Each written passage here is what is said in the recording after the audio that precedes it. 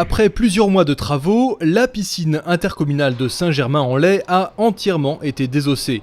Une restructuration nécessaire pour un bâtiment qui date de 1970 et qui n'avait jamais connu de travaux d'une telle ampleur. Du sous-sol au grand bassin, tout va être repensé et aménagé selon les normes et le confort d'aujourd'hui. En attendant, le SICGP, le syndicat intercommunal en charge de la piscine, a installé une structure provisoire sur le nouveau bassin extérieur. C'est là que se retrouvent notamment tous les scolaires des villes d'Aigremont, Chambourcy, Marly-le-Roi, Mareil-Marly, Le Pec, Saint-Germain-en-Laye et le Vésinet.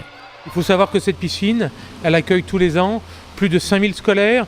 Il y a environ 800 membres d'associations sportives qui font de la pratique soit en compétition, soit de la pratique de natation loisir. Donc il fallait assurer la continuité du service public et on ne pouvait le faire qu'en construisant ce bassin. Un bassin de 25 mètres de long pour tous les publics. Les nageurs y trouvent leur compte malgré quelques fermetures épisodiques dues à des malfaçons. Donc il y a une période assez longue d'interruption. Donc on aimerait vite revenir à un grand bassin. On est bien content de pouvoir l'utiliser, en tout cas c'est mieux que rien. Alors de temps en temps on compose avec la douche qui est un petit peu chaude ou un petit peu fraîche.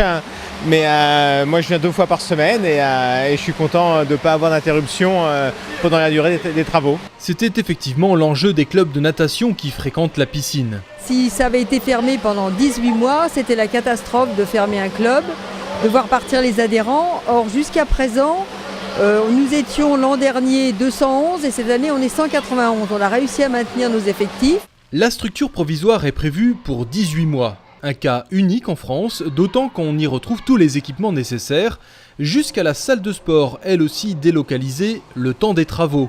Musculation, cardio ou cours collectifs. C'est suffisant, ce qui compte c'est l'ambiance de salle, les professionnels qui nous aident au quotidien, donc voilà. Les fidèles sont restés, tout ça c'est des gens qui sont là depuis 18-20 ans. Alors nous on connaît bien la salle, on sait ce qui nous attend, qu'on va avoir une super salle, donc on patiente et ça vaut la peine de patienter. Effectivement, la future salle de sport s'étendra sur 3 niveaux, dont un étage bien-être avec sauna et hammam. En plein air, un nouveau solarium a vu le jour, avec des jeux d'eau pour les enfants.